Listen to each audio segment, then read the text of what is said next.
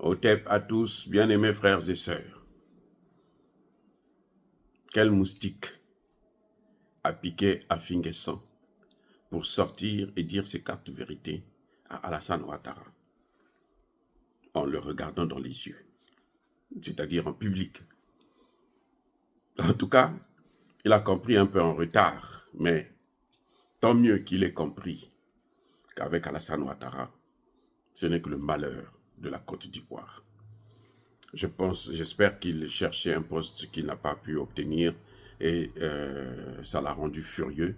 Et puis il a commencé à délirer pour accuser son maître d'hier. Monsieur Afin N'Guessan pense que Alassane Ouattara a peur de quitter le pouvoir parce que, comme je vous ai toujours dit, je l'ai toujours dit sur cette chaîne, que si Alassane Ouattara n'est plus président, là, et lui et Guillaume Soro devraient aller à la Cour pénale internationale. Si Alassane Ouattara refuse d'accepter une base militaire et de recevoir une base militaire américaine sur le sol ivoirien, il aura des problèmes. On va l'amener à la Cour pénale internationale. Ça, c'est la spécialité des Occidentaux. C'est pour ça que vous voyez Guillaume Soro, il parle en marchant sur les œufs. Il sait. Guillaume Soro, on lui a posé la question sur une chaîne française, non? Mais si la Cour pénale internationale vous interpelle, vous allez faire quoi? J'irai selon moi, je ne peux pas faire autrement. Parce qu'il ne peut pas fuir au ciel. C'est pas sûr qu'il ait sa place avec tous les gens qu'il a tués. Ils ont pris Gbagbo et Blé Goudé. Ils l'ont amené. À toute chose, malheur est bon. Oh, Dieu est grand. À toute chose, malheur est bon. S'ils n'avaient pas amené Gbagbo à la Cour pénale internationale, on n'aurait pas su que c'est Alassane Ouattara et Guillaume Soro qui ont commis ces crimes. Vous voyez, c'est-à-dire qu'on les a amenés à la Cour pénale internationale et voilà le résultat. Le résultat, c'est lequel? C'est qu'eux-mêmes, ils sont attendus là-bas. Pour Afin N'Guessan, la solution, c'est la réconciliation. Parce que quand il y a la réconciliation, on redistribue les cartes, on se partage le pouvoir. En fait, pour lui, c'est ça. Mais non, il n'a toujours pas compris l'essentiel. Il est toujours sur ses propres intérêts. Parce qu'il n'a pas de poste en ce net moment. Parce qu'on lui a tout refusé. Vous voyez Blé Goudé? En fait, Blé Goudé, tout ce qu'il faisait, c'est parce qu'il voulait aussi un poste. Il attendait un poste. Et maintenant, quand il veut s'agiter, on trahit tous ses secrets. Le pauvre, c'est dommage. Bref, pour Afin N'Guessan, si Alassane Ouattara s'accroche au pouvoir, ce n'est pas parce que la population le demande. Ce n'est pas parce que ses sympathisants le demandent. Non, c'est faux. Monsieur Afin N'Guessan, ce n'est pas les Ivoiriens qui lui demandent. C'est lui-même qui veut. C'est lui-même qui est obligé de le faire. Pourquoi? Parce qu'il sait que s'il ne le fait pas, comme vous l'avez bien souligné, quelque chose doit se passer. Eh oui, la réconciliation ne suffit pas. Il n'y a pas de réconciliation sans rétablissement de la vérité. Je le répète encore, je le répète tous les jours. Parce que j'ai inventé la justice transitionnelle. Donc, je vous dis, c'est un principe de la justice transitionnelle. C'est même au cœur de la justice transitionnelle, qui est une justice de réconciliation. Mais on ne passe pas à la réconciliation sans connaître la vérité. C'est pas possible. C'est pas possible. Vous allez vous regarder en chien de faïence. Ce sera une fausse réconciliation. Il y aura des hommes qui vont se partager le pouvoir et puis bon, ils vont continuer à faire leur fête. Mais la population elle-même ne sera pas réconciliée. Même pas avec le pouvoir en place. Et tous les dirigeants africains sont en train d'échouer à cause de ça. Si Alassane Ouattara est l'ami des Américains, des Européens, des Français et autres, c'est parce que ce sont eux qui l'ont sali. Ils ont tout son dossier en main. C'est-à-dire qu'aujourd'hui, là, si la France veut le prendre pour l'amener à La Haye, elle l'amène à La Haye. Il y aura même pas quelqu'un qui peut dire quoi que ce soit. C'est pour ça que les Américains en profitent en ce net moment de venir installer leur base militaire, de telle pour contrôler les élections de 2025. L'objectif, c'est celui-là. Contrôler les élections de 2025. Pour que celui qui va prendre le pouvoir en 2025, ça soit un pro-américain. Voilà tout. Sinon, qu'est-ce qu'ils ont à foutre avec une base militaire en Côte d'Ivoire? Ils peuvent bien repartir chez eux. Ils veulent recontrôler l'Afrique. Ils ont besoin du Sahel. Ils ont perdu le Sahel. Jusqu'au Tchad, ils ont perdu.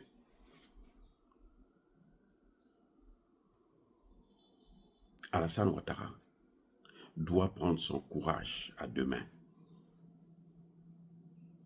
avec Guillaume Soro.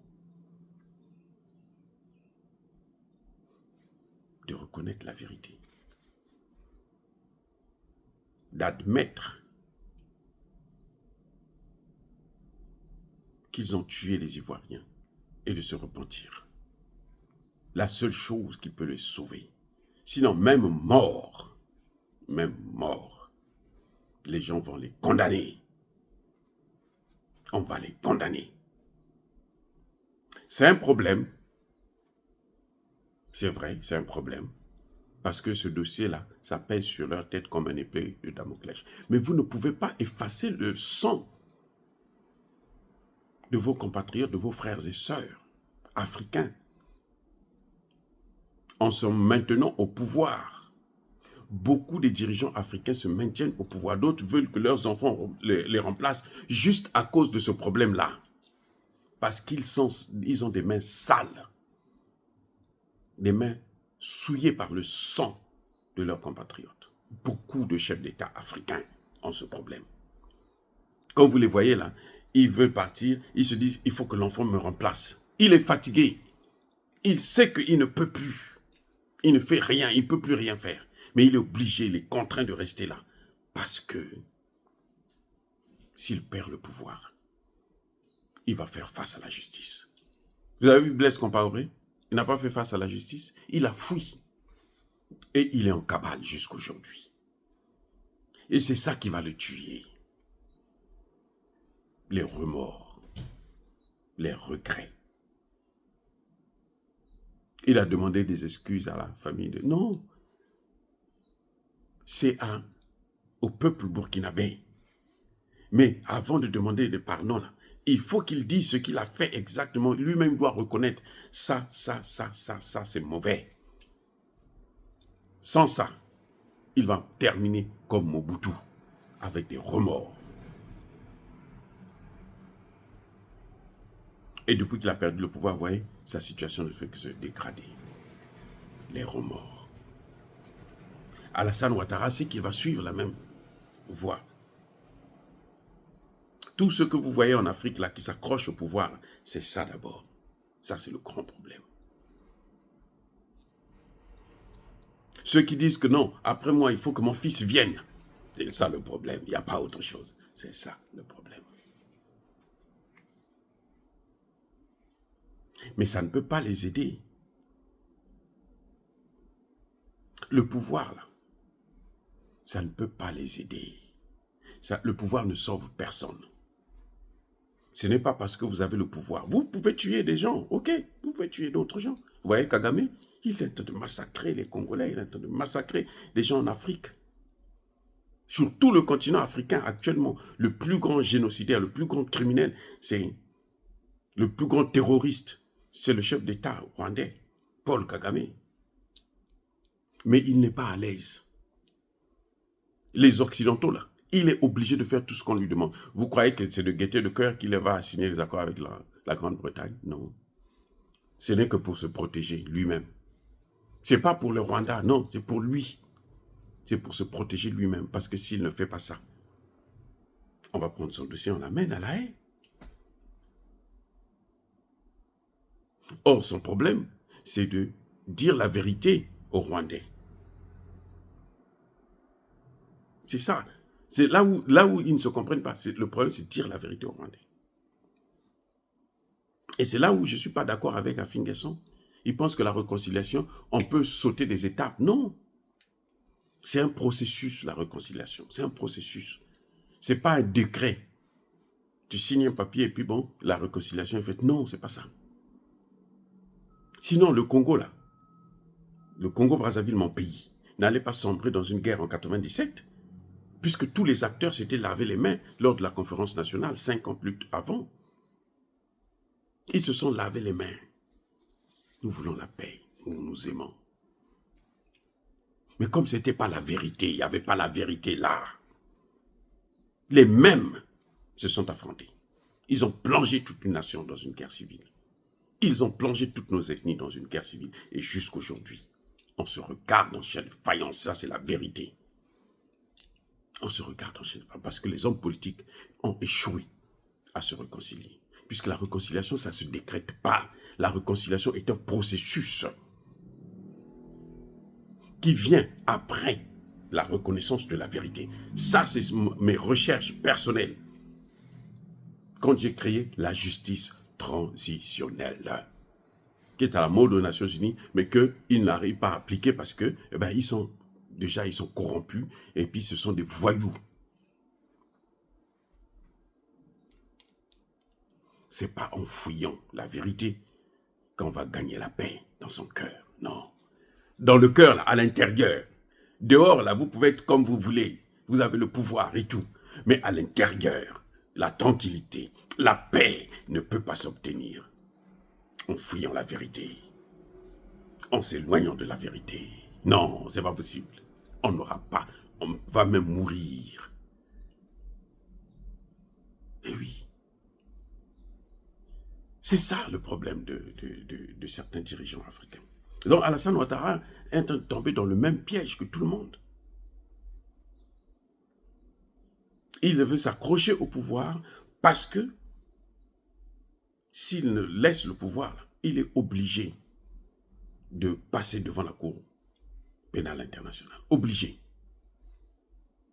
Guillaume Soro qui s'agite là, il ne peut pas, ça dit que, à moins que les Américains le mettent là encore, ou les Français.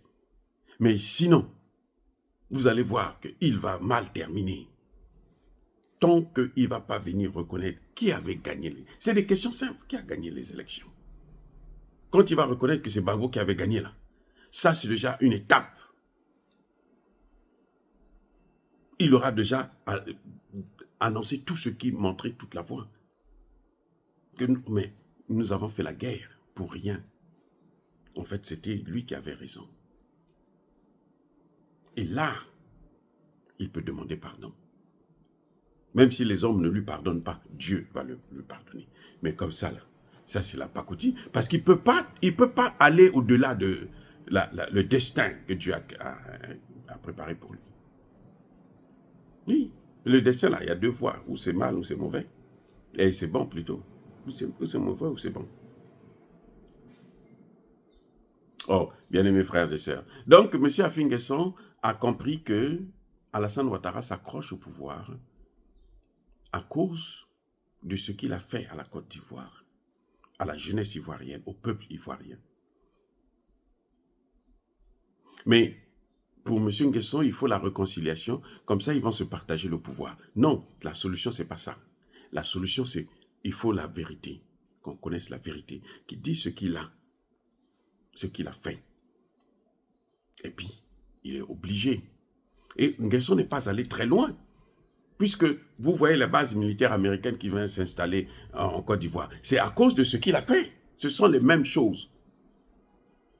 Ce n'est pas parce qu'il veut un quatrième pouvoir, non, un quatrième mandat seulement. Non. Lui, en échange, il demande un quatrième mandat. Mais en fait, le vrai problème, il sait que s'il ne reçoit pas ces bases militaires, eh bien, il aura des problèmes.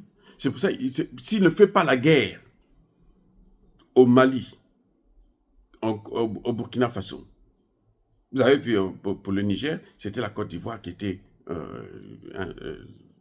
en tête de liste. C'est pareil pour la Mauritanie. En Mauritanie, il y a encore l'esclavage.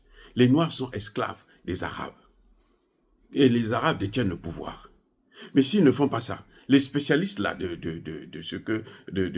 révolutions de couleur, ils vont agiter les noirs. Eux-mêmes, ils vont agiter les noirs. Les noirs n'attendent que ça. Ce que nous disons là, en Mauritanie, là, ils parlent français, ils n'écoutent pas. Non, les noirs, ils disent que non, nous, on est des fous. Mais les Occidentaux, ils savent là où ils peuvent appuyer. Bon, allez, le temps est arrivé. Faites ceci. Voilà ce qui se passe. Donc, le pouvoir, là, il s'accroche au pouvoir. Oui, non, l'âge est le pouvoir, ils veulent le pouvoir parce qu'ils ne veulent pas faire face à la justice. Mais ils la feront même mort. Si la justice des hommes là, ne s'applique pas, celle de Dieu s'appliquera, c'est inévitable. La justice de Dieu s'applique toujours. Personne, même le président américain, passe devant la justice de Dieu. En tout cas, bien-aimés frères et sœurs, soyez bénis, abondamment bénis par le Dieu des Kémites et par nos ancêtres angélisés. Mais que tous ceux qui persécutent le continent africain, le pillent et le déstabilisent, qu'ils soient noirs, blancs, chinois, arabes, juifs, indiens ou qui qu'ils soient punis, maudits, foudroyés, neutralisés, écrasés, effacés par le Dieu des Kémites et par nos ancêtres angélisés. Vive l'Afrique éternelle, j'ai dit et j'assume.